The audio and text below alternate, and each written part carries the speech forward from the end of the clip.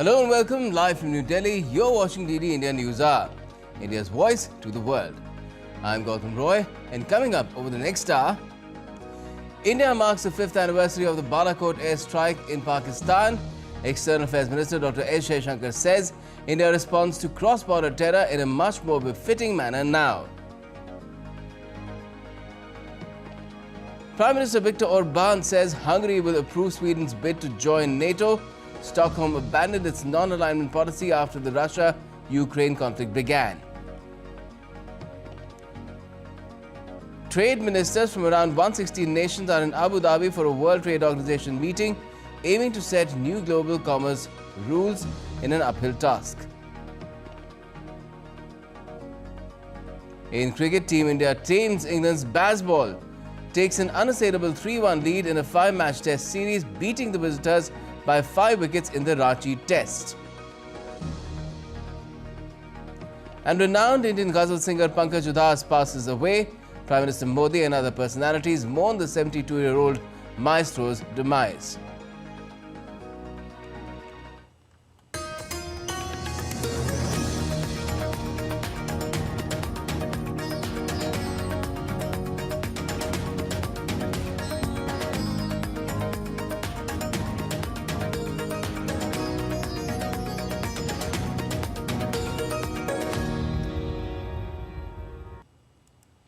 But first up, reaffirming India's position as a global textile powerhouse, Prime Minister Modi inaugurated Bharat Tex 2024. The event aims to boost investment, trade and exports in the textile sector. DD India's Tapas Bhattacharya and Dibyendu Mondal report. Bharat Tex 2024 was inaugurated by Prime Minister Narendra Modi on Monday at Bharat Mandapam, New Delhi. It is one of the largest global textile events hosted by India. Organized by a consortium of 11 textile export promotion councils and supported by the government, this event emphasizes on trade, investment and sustainability. Addressing the event, Prime Minister Modi said that the focus remains on talent, training and empowering the MSMEs or the micro, small and medium enterprises. Bharat tax का ये सूत्र भारत के गौरवशाली इतिहास को आज की प्रतिभा से जोड़ रहा है।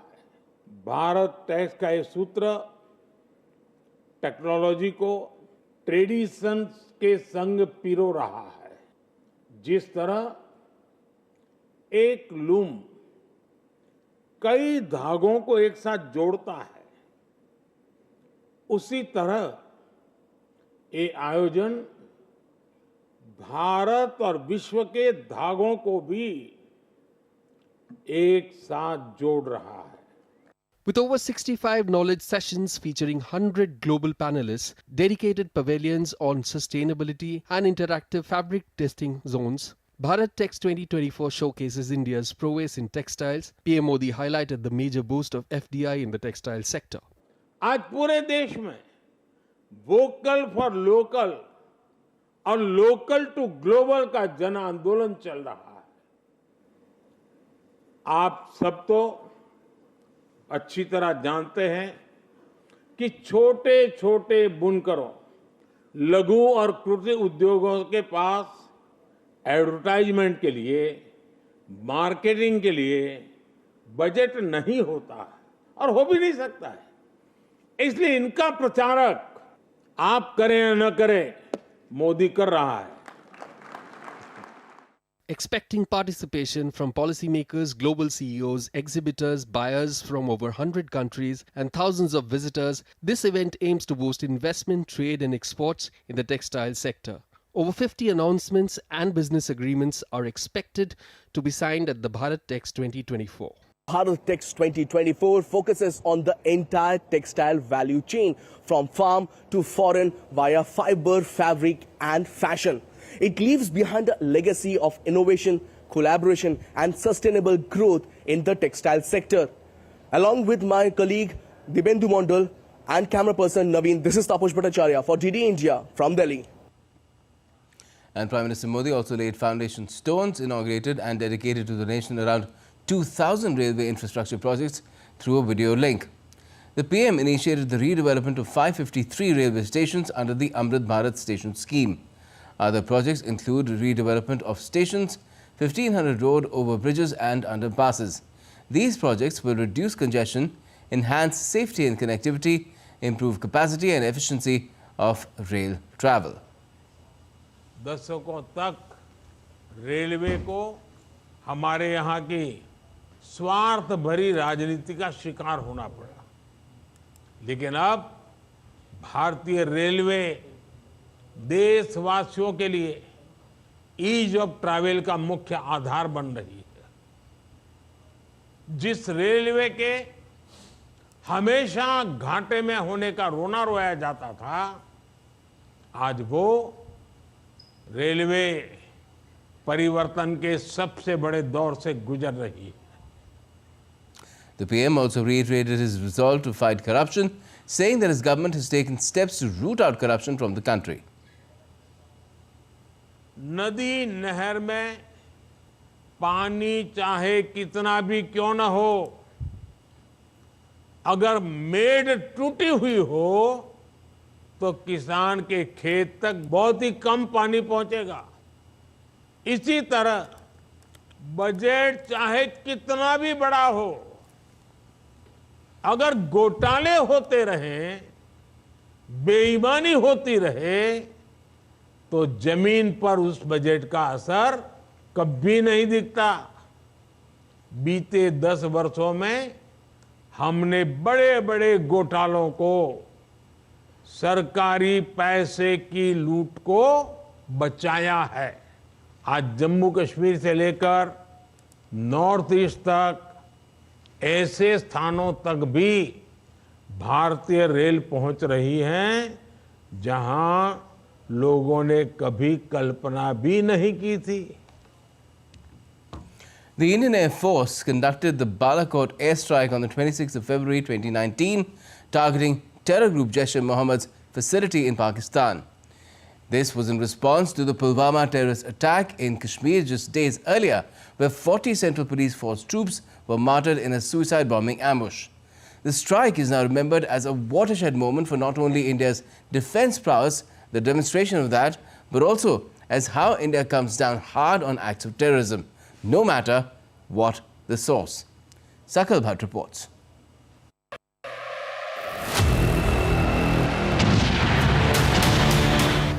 अभी पुलवामा हमला हुआ तो भारत के वीरों ने जो काम किया, ऐसा काम दशकों तक कभी नहीं हुआ। हमारे वीरों ने आतंकियों को उनके घर में घुस करके मारा।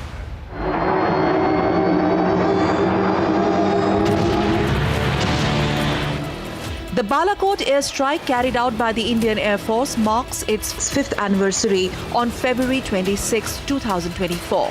It was a punitive strike conducted by Indian Air Force on Jaish-e-Mohammed terrorist facility in Pakistan's Khyber Pakhtunkhwa region, conducted on 26th of February 2019. Codenamed Operation Bandar, it was in retaliation for the Pulwama terror attack of February 14, 2019. On 14 February 2019 afternoon, martyrdom of 40 Central Police Forces shook the entire nation. Jaish-e-Mohammed suicide bomber rammed an explosive-laden car into a CRPF convoy at Lithipura in the Pulwama district of Jammu and Kashmir of India. A week and few days later, Indian forces avenged this dastardly terror attack.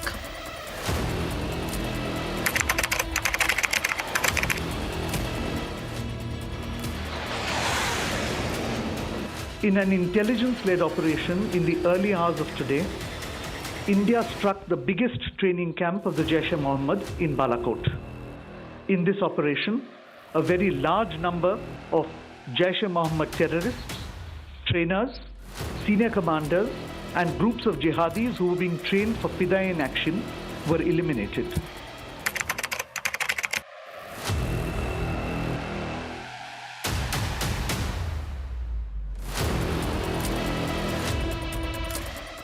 At around 3:30 a.m. on February 26, the Indian Air Force fighter jets flew from the Gwalior Air Force Base and entered into Pak-occupied Kashmir. The jets demolished the Jaish-e-Mohammed terror camps in Balakot in the Khyber Pakhtunkhwa province of Pakistan. The entire operation lasted for about 21 minutes. Later the same day, the Indian government confirmed the airstrikes and characterized it to be the preemptive strike directed against a terrorist training camp in Pakistan.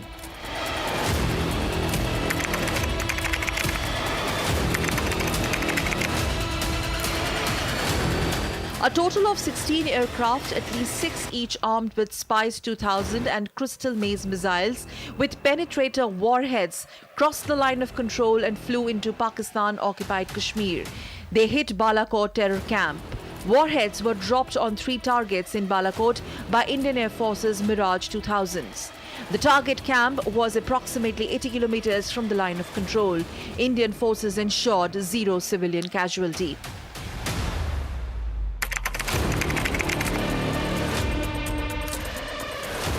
India's out-of-the-box response displayed India's defense capability and affirmed its right to defend itself against terrorism. The Indian government described Balakot airstrike as an event of military precision and impact. Thus, in the annals of Indian history, Balakot airstrike serves as tribute to 40 martyred Pulwama attack bravehearts. Indian forces avenged that with a befitting response, ensuring that the sacrifices of Pulwama martyrs do not go waste. Balakot strike of 2019, 26 February ensured just that. Sakal Bhatt's report for DD India. Now we'll be talking about this further as well in the show, but for the time being, India's Prime Minister Narendra Modi, while addressing the NewsNight Global Summit in New Delhi, said that the 21st century India has stopped thinking small. He added that whatever is done today by us is best and biggest. 21वीं सदी के भारत ने छोटा सोचना छोड़ दिया है। आज हम जो करते हैं वो बेस्ट और बिगेस्ट करते हैं। आज भारत की उपलब्धियां देखकर दुनिया हैरान है। दुनिया भारत के साथ चलने में अपना फायदा देख रही है और भारत ने ये भी कर लिया, ये रिएक्शन, अच्छा भारत ने कर लिया, भारत में ये हो गया, ये रिएक्शन आज की दुनिया का न्यू नॉर्मल है। And still to come on DD India News Hour. Hungary's Prime Minister says its parliament is slated to approve Sweden's NATO membership. Russia terms Ukraine's proposed peace format pointless without its inclusion. And Palestinian Authority Prime Minister resigns in a bid to aid reforms in West Bank and help resolve the Israel-Hamas conflict.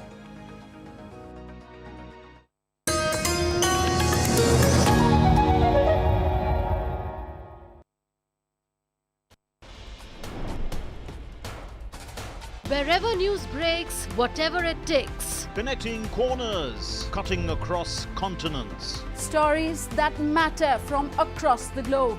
Accurate, authentic journalism that serves you right. From politics to glamour, from sports to world affairs, with a fusion of aesthetics and substance. Introducing news in a new avatar. Experience the world through a new lens. Stay tuned to DD India for an exciting journey beyond borders. In a world that never stops, where information shapes our reality, one app stands out, helps you stay ahead of time. Introducing the DD India app, your gateway to a world of news right at your fingertips. Your most trusted source of news goes global, goes digital. Explore a world of options, top stories, live updates, in-depth analysis, and more. Stay informed wherever you are. Real-time alerts keep you ahead of the curve always. The DD India app, connecting you to the world, one story at a time. Download now and explore the world of knowledge, insights, and authentic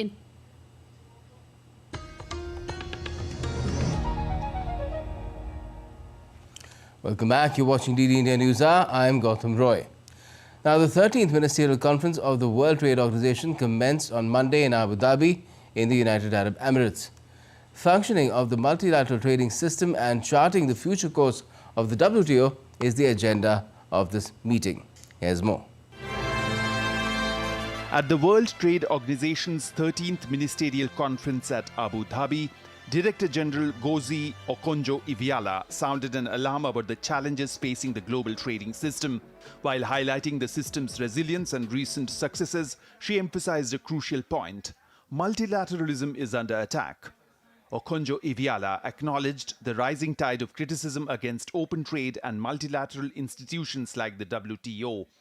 A study mentioned by the Director General suggests that a lack of global cooperation could lead to a 5% loss in global GDP in the long term. We know that multilateralism is under attack in many quarters. We know that the open trading system, which I've always termed a global public good, that was created 75 years ago, continues to be questioned in some quarters. And it's not just the WTO, it's the whole multilateral system, the financial institutions. Multilateralism is under attack. And yet, cooperation on trade is vital.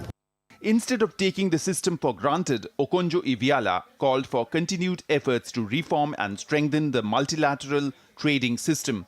Okonjo-Iweala expressed optimism regarding MC13, citing the enthusiasm surrounding new accessions and the potential ratification of the Fisheries Subsidies Agreement, which stands to be the quickest in WTO history. This is particularly significant as India advocates for the principles of common but differentiated responsibilities and respective capabilities, proposing a 25-year transition period for developing countries while addressing livelihood and food security concerns for fishermen.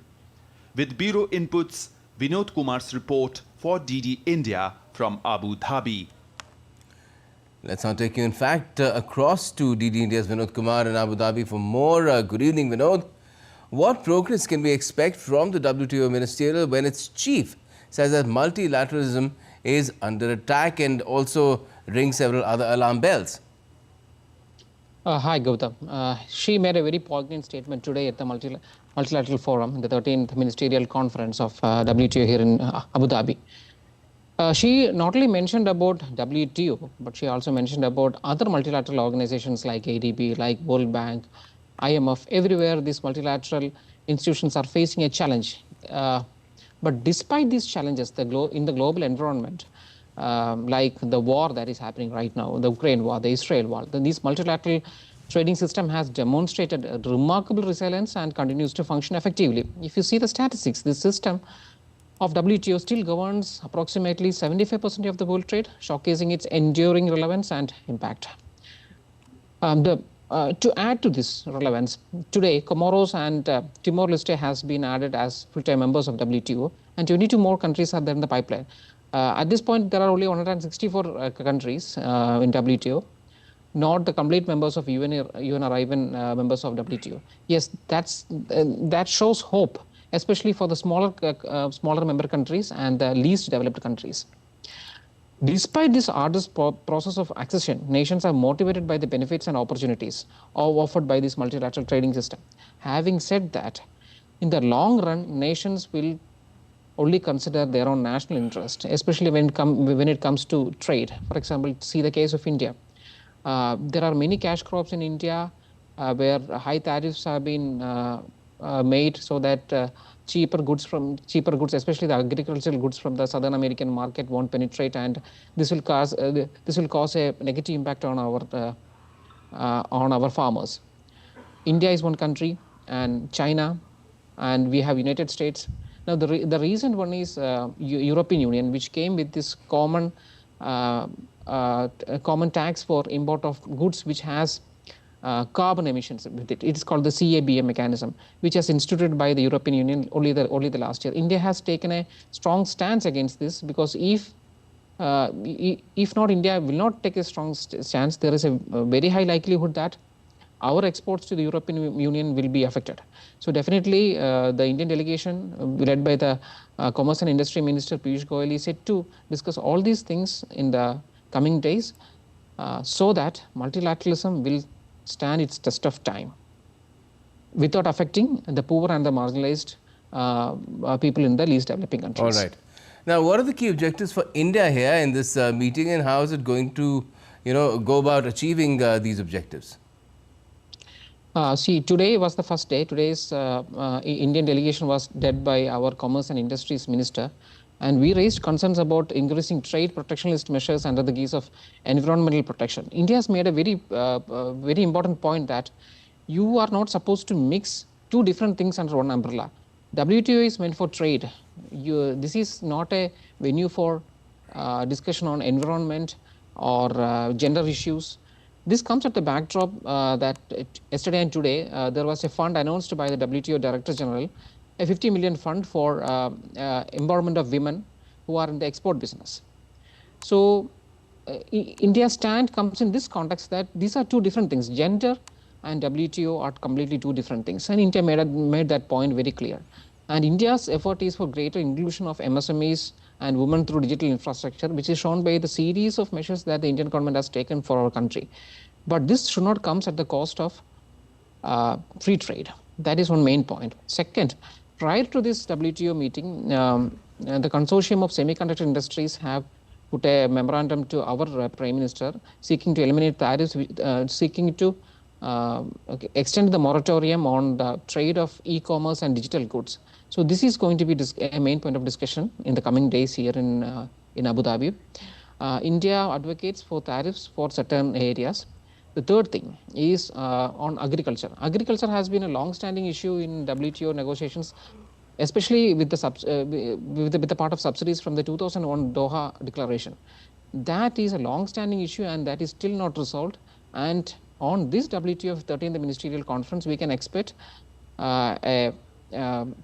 agreement on fisheries.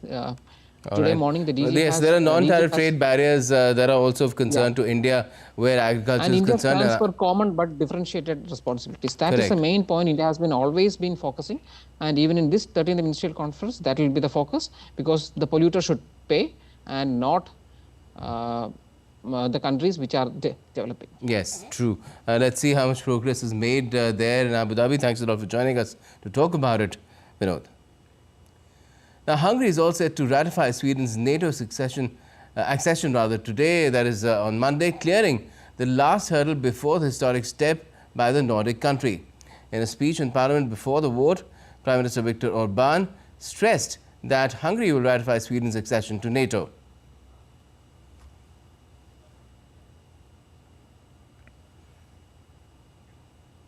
Sweden applied 2 years back to join the North Atlantic Treaty Organization in a historic shift in policy prompted by Russia's conflict with Ukraine. Hungary was the last NATO member holding out on Sweden's application. Now, once Sweden joins NATO, it will help the alliance redress its vulnerability in northwest Europe, the Baltic Sea, a shared waterway with Russia, with a bottleneck access to ports in 8 states, including Germany. Stockholm is aiming to spend 2% of its GDP on defense by 2026 to increase its military capacity across land, sea and air. Sweden has been operating submarines in the Baltic since 1904 and hopes its submarines will give NATO a strategic edge in the region. And DD India's correspondent Pablo Gutierrez tells us more about why Hungary took so long to ratify Sweden's bid for NATO membership. Sweden could become the 32nd member state of NATO. And to understand why this has taken so long, we need to look at the relationship between these two countries, a relationship that has not been so warm. One example of that occurred 3 years ago when the European Council decided to sue Hungary over a law that they said discriminated LGBTQ plus people and minorities.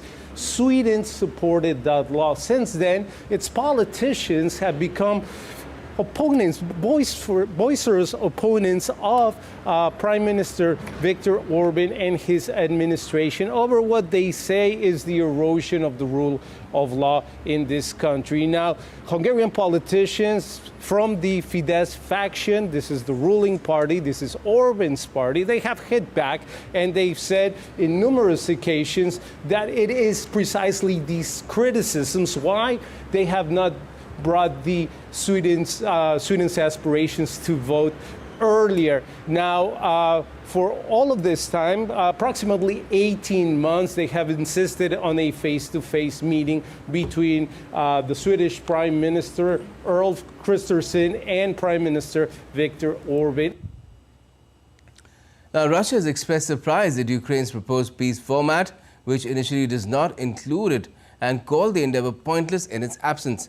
Meanwhile, French President Emmanuel Macron is holding a meeting in Paris on Monday with more than 20 European heads of state to discuss support for Ukraine, while Russia showed disregard for the latest round of Western sanctions. More in this report.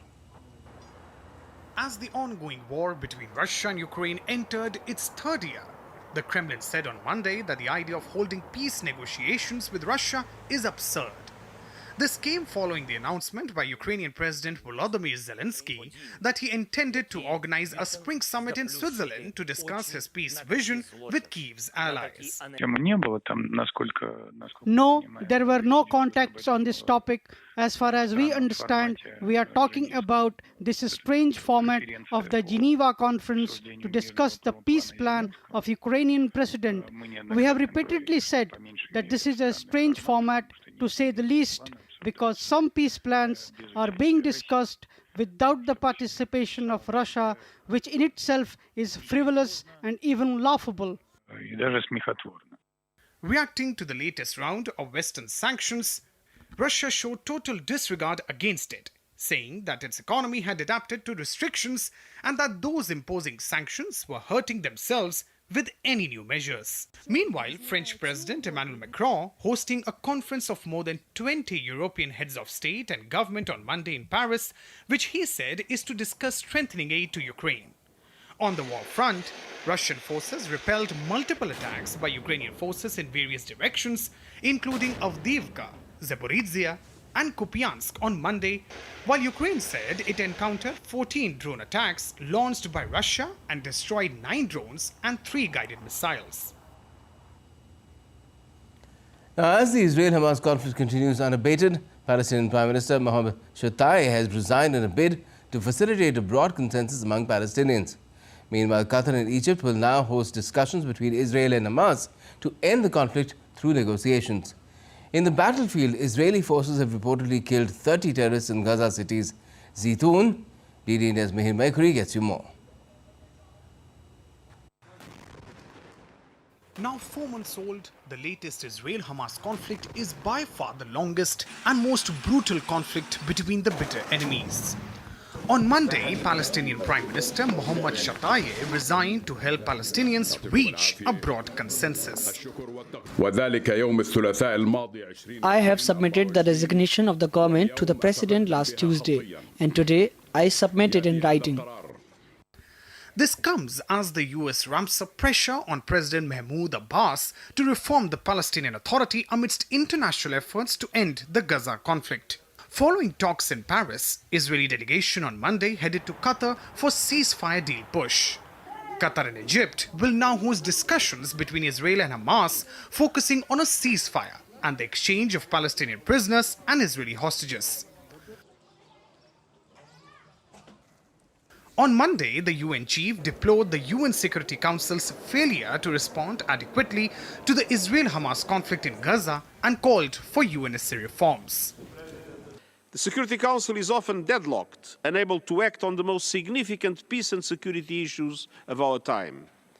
The Council needs serious reform to its composition and working methods. In the battlefield, Israeli forces are continuing their operations against Hamas in Gaza.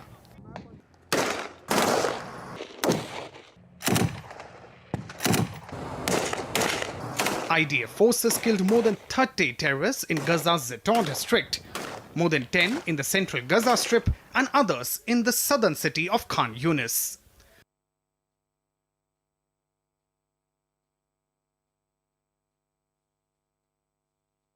The latest chapter to a decades-old conflict began after Hamas launched an unprecedented assault on Israel on the 7th of October last year, with hundreds of gunmen infiltrating communities near the Gaza Strip. Israeli military says more than 200 soldiers and civilians, including women and children, were taken to Gaza as hostages. Mihir Makuri, DD India. Let's now take a look at some of the other developments coming in from around the world as well. South Korea's government has warned doctors to return to work or risk being punished for staging a week-long protest. The country's vice health minister said the doctors might face suspension of their licenses or other legal repercussions if they do not return to work by the end of February.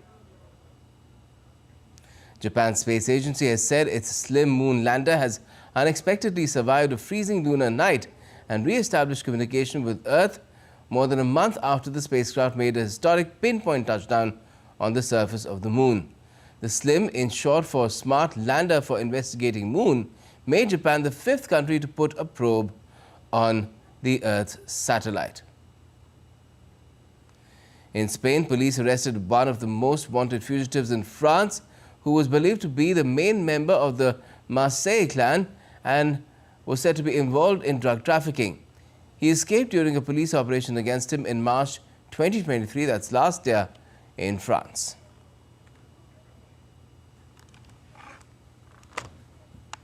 And still to come up on DD India News are, on the 5th anniversary of the Balakot airstrike, India's External Affairs Minister says India responds to cross-border terror in a much more befitting manner now. After days of uncertainty, Pakistan finally sees progress towards government formation at the provincial level in Punjab and Sindh. And the 7th North-East Zone Youth Festival inaugurated in India's northeastern state of Tripura on Monday.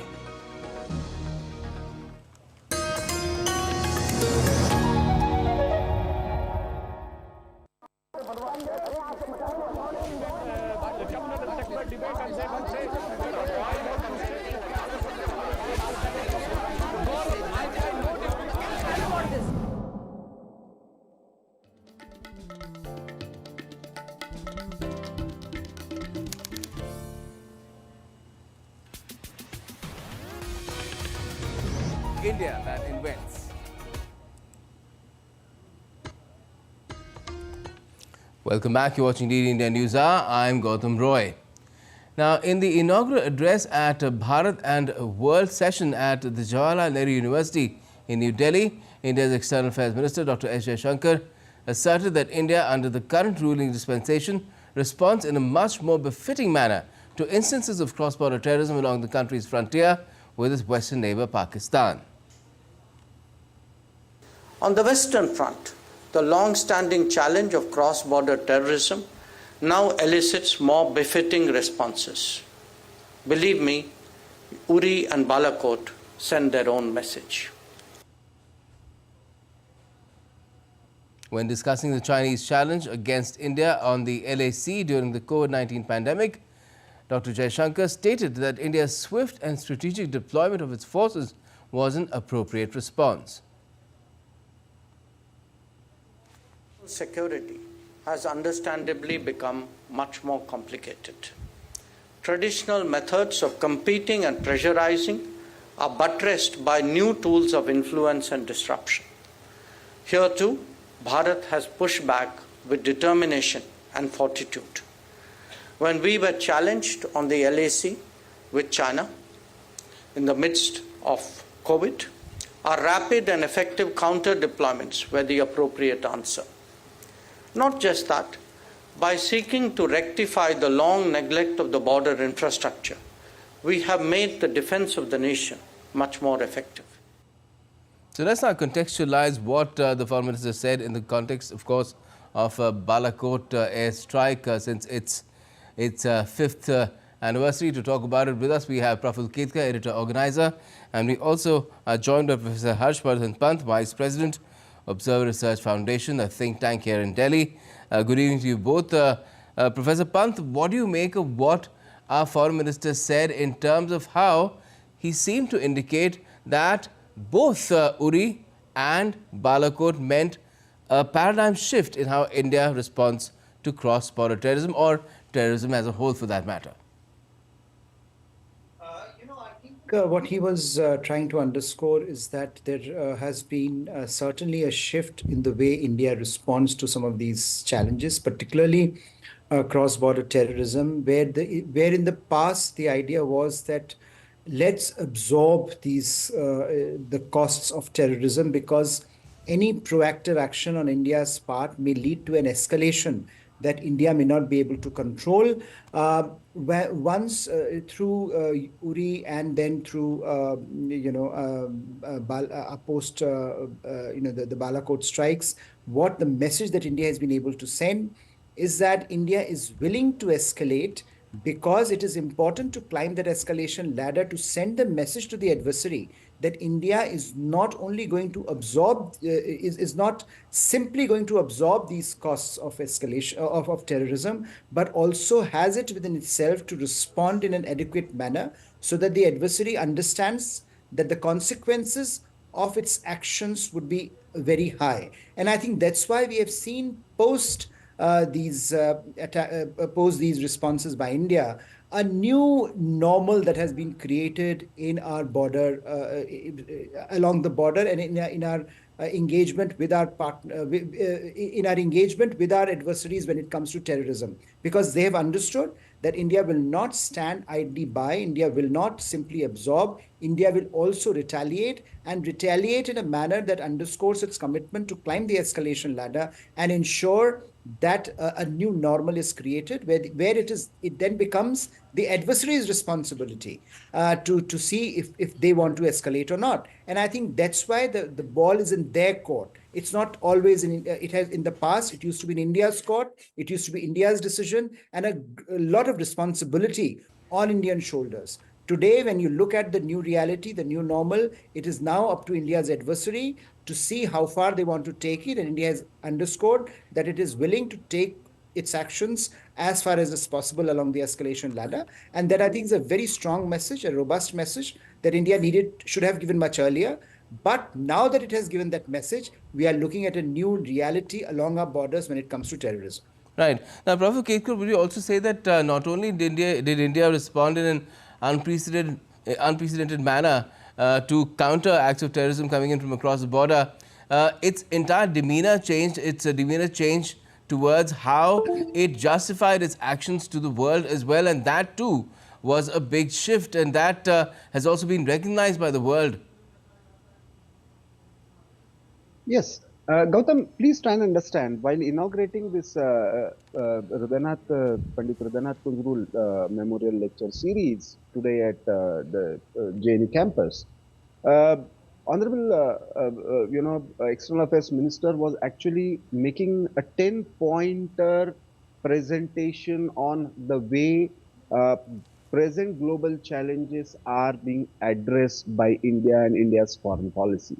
And there he made that the kind of engagement and the kind of obsession we had with our neighborhood, we are engaging, we are having a new terms of relationship everywhere, but we were somewhere tied up with our eastern and the western adversaries. Yes, and it used to take up too much of our mind space, is what he seemed to convey. Yes, and there he made this particular point, where he said that we have delivered a message. Now up to them what to, how to. So the kind of isolation, on the one hand, it was India who had invited the Pakistani Prime Minister in the swearing-in ceremony of Prime Minister Modi. It is Prime Minister Modi who had taken the initiative, and while flying back from Afghanistan, he landed in Lahore.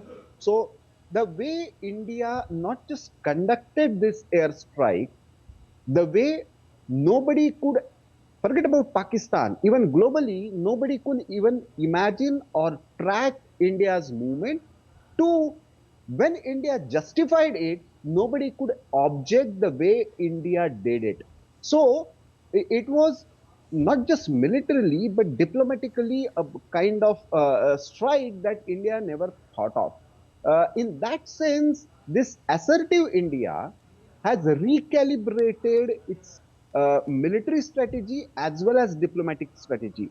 The same is true with the other front, as the External Affairs Minister talked about, where the Chinese, intrusion or transgression were always seen as, oh, from both the sides, and China always used to say that it is undecided border.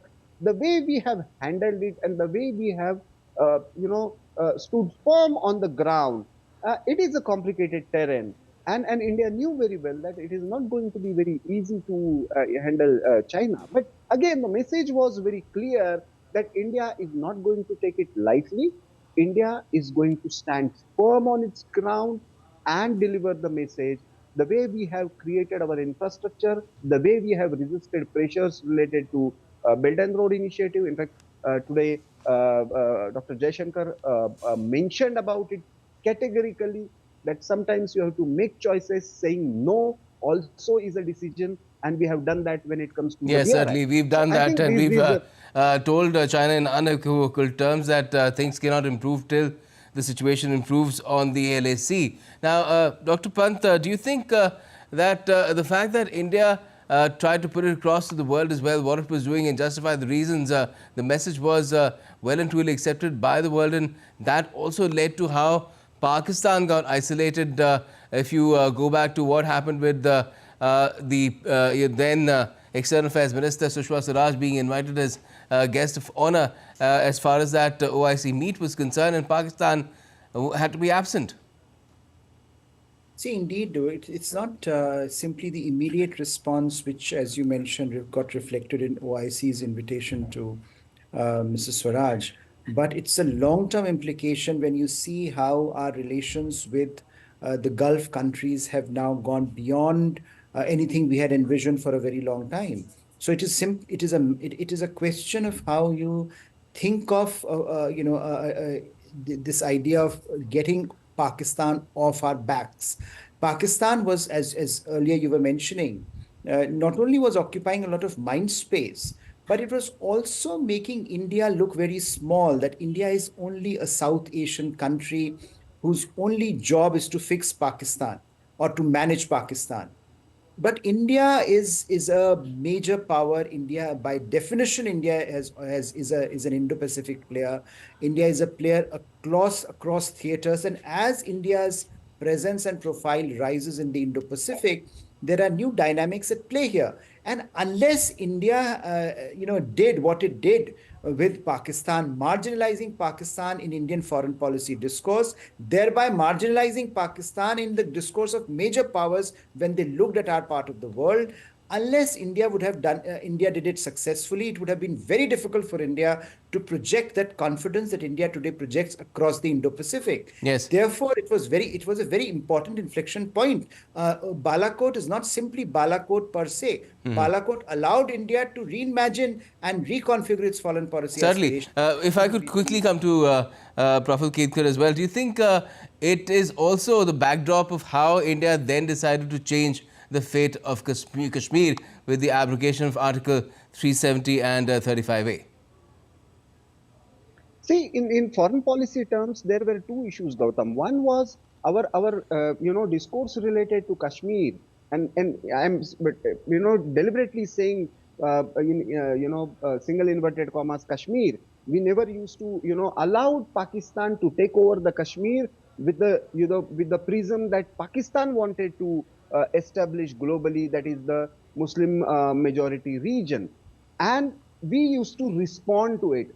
What we have done is, as far as our relations with entire Gulf or West Asia is concerned, we have actually dehyphenated our relationship either from the issues related to Pakistan or Kashmir, and that allowed us to deal with or isolate Pakistani position, not just Pakistan but the Pakistani position.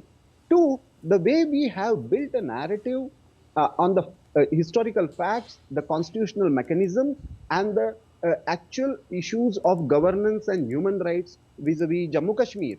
That Jammu Kashmir And the provision of Article 370 was a temporary provision.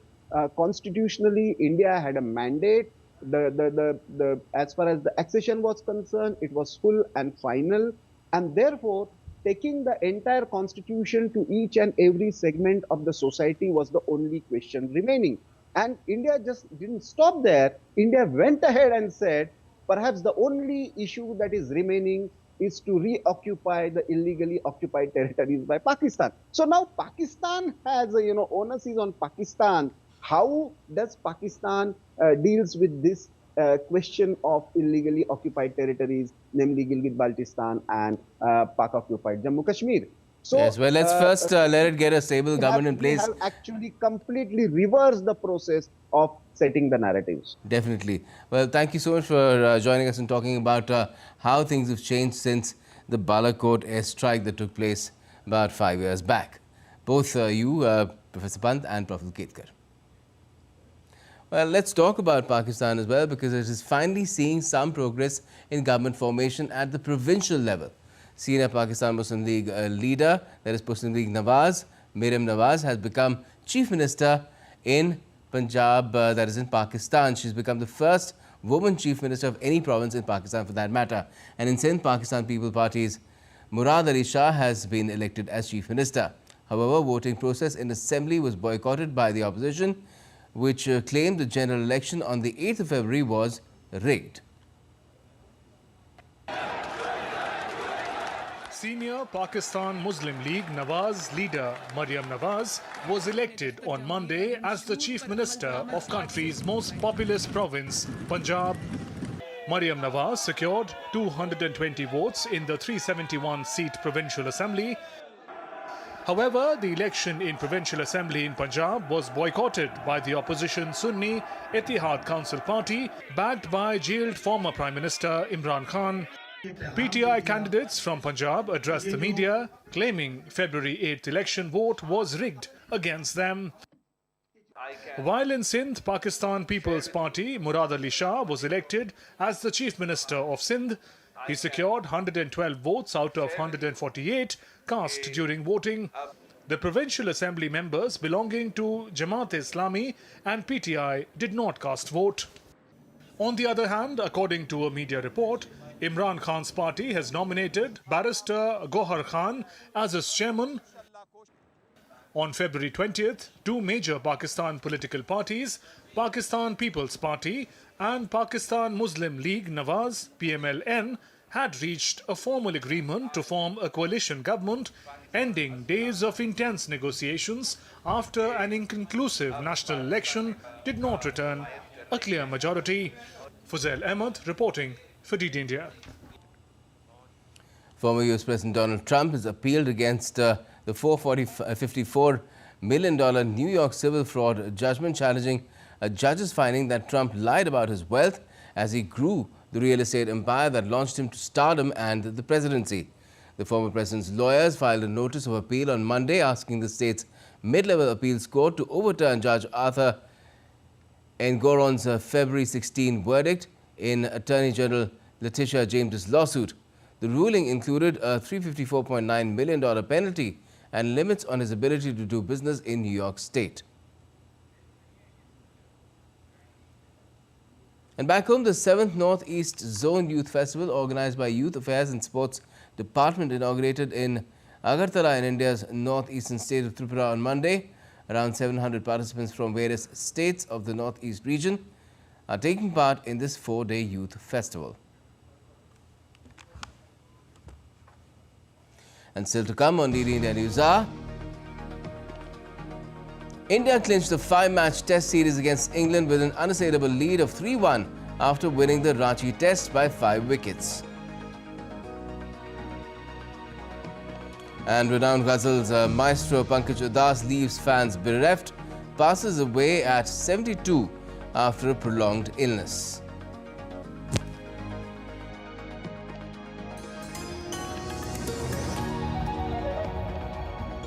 In a world that never stops, where information shapes our reality, one app stands out, helps you stay ahead of time. Introducing the DD India app, your gateway to a world of news right at your fingertips. Your most trusted source of news goes global, goes digital. Explore a world of options, top stories, live updates, in-depth analysis, and more. Stay informed wherever you are. Real-time alerts keep Hungary's you ahead parliament of the has curve, approved always. The DD NATO India app, accession of Sweden. connecting you to the world, one story at a time. Download now and explore the world of knowledge, insights, and authentic information.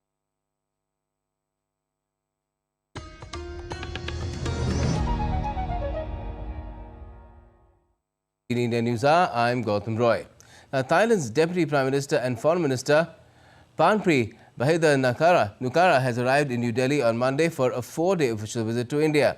Nukara will be co-chairing the 10th India-Thailand Joint Commission meeting with India's External Affairs Minister Dr. S. Shankar at Hyderabad House in Delhi on Tuesday.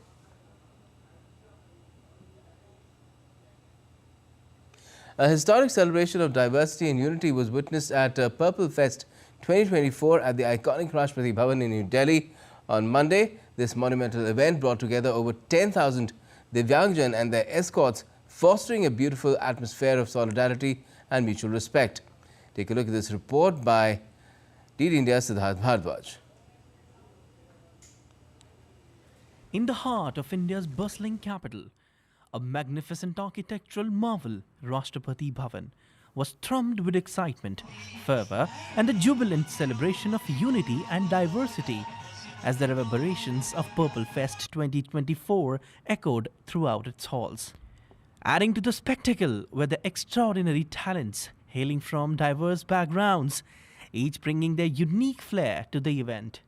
From showcasing their athletic prowess to demonstrating their mastery in judo, their boundless creativity, talent, and enthusiasm transcended all barriers. The event played host to over 10,000 Divyangjan, accompanied by their dedicated escorts, who converged at this majestic venue, creating an atmosphere brimming with camaraderie and shared purpose. We want to really work with the Divyang community for all aspects of their lives. So we are going much beyond policies and schemes of the government. And we want to be part of the Divyang community for all their celebrations and all their challenges also, and how to solve those challenges. Added more charm to the fest were the kaleidoscope of cultural performances, each act as a testament to the indomitable spirit of resilience and creativity. Her esteemed presence illuminated the event as the President of India, Draupadi Murmu, graced the occasion with her support and encouragement. Children with disabilities, accompanied by their special education teachers, were invited to Amrit Udyan exclusively for a memorable experience. Purple Fest 2024 is not merely an event. It's a pulsating heartbeat, a kaleidoscope of dreams woven into the fabric of reality. It's not confined to the boundaries of time and space.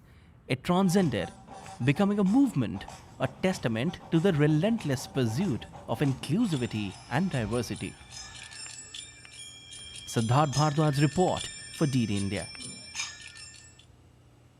And let's now get you some sporting updates as well. Well, Shubman Gill and Dhruv Jurel combined in an unbroken stand of 72 runs to secure India a 5-wicket victory against England on the penultimate day of the 4th Test in Ranchi. The hosts have taken an unassailable 3-1 lead now in the 5-match series, but the 192-run chase was full of twists and turns, and the English spinners engineered a collapse to leave India reeling at 120 for the loss of 5 wickets at one stage. It was Gill who slammed a half-century and Jurel who took India over the line. It has been an exhilarating 4th Test between India and England that went right down to the wire, and it's the hosts who've emerged as triumphant. India have taken a 3-1 unassailable lead in the 5-match ongoing Test series, but they have been tested to the limits while chasing a modest total of 192 on the 4th day in Ranchi. The English spinners engineered a collapse that left India reeling at 120 for a loss of 5 wickets. Shoaib Bashir claimed 3 wickets. Shubman Gill and Dhruv Jurel combined in an unbroken stand of 72 for the 6th wicket to clinch India's victory. Gill slammed a half-century on the penultimate day of the contest. India resumed the day at 40 without a loss, with captain Rohit Sharma and Yashasvi Jaiswal in top gear. But the England spinners opened up the game in the morning session as India slipped to 118 for a loss of 3 wickets at lunch. The visitors' hope gained after momentum when Ravindra Jadeja and Sarfaraz Khan fell off successive balls after lunch. Shoaib Bashir struck not once but twice in the second over after lunch. In the second innings, England were startled by spin twins Ravichandran Ashwin and Kuldeep Yadav. The duo combined to rout England and put India on the course for a series-clinching victory. Off-spinner Ashwin and left-arm wrist spinner Kuldeep shared 9 wickets to bundle out England for 145. Ashwin took 5 wickets while Kuldeep pitched in with 4 wickets. In this process, Ashwin surpassed Anil Kumble's record of 350 test wickets for India. Ashwin also equalled Kumble's 35 5-wicket hauls in Test cricket. The 5th and final test is scheduled to take place on the 7th of March in Dharamshala. Sports Desk, DD India.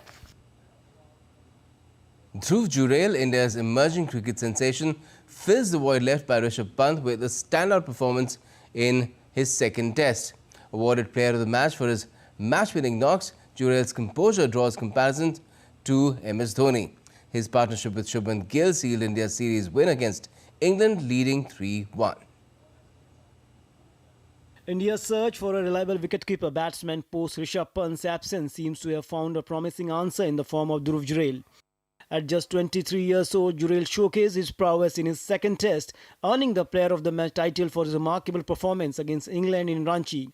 His invaluable knock of 90 runs in the first innings set the tone, drawing comparisons to the legendary MS Dhoni for his calmness behind the stumps with the bat, a compliment echoed by none other than Sunil Gavaskar. But Jurel's impact didn't stop there. On a challenging fourth-day track, he stood firm alongside Shubman Gill, guiding India to a series-clinching victory with an unbeaten 39 runs. His contribution not only secured a 3-1 lead in the series but also underscores his ability to handle pressure and deliver when it matters most. As India gears up for the final test in Dharamshala, Jurel's emergence adds depth to the team's lineup, signalling a bright future for Indian cricket. With this blend of batting prowess and wicket-keeping skills, Dhruv Jurel has truly arrived on the international stage, earning accolades and admiration from each performance. Narayan Singh's report for DD India. India's legendary singer and Padma awardee Pankaj Udhas passed away at the age of 72 after a prolonged illness on Monday. Prime Minister Modi condoled the death of the ghazal maestro, sharing photos of his earlier meeting with Pankaj Udhas. The PM wrote on X, and I quote, "We mourn the loss of Pankaj Udhas ji, whose singing conveyed a range of emotions and whose ghazals spoke directly to the soul. He was a beacon of Indian music whose melodies transcended generations. I recall my various interactions with him over the years. His departure leaves a void in the music world that can never be filled. Condolences to his family and admirers. Om Shanti." The veteran singer is known for his ghazals. We leave you with some of his beautiful, soulful renditions.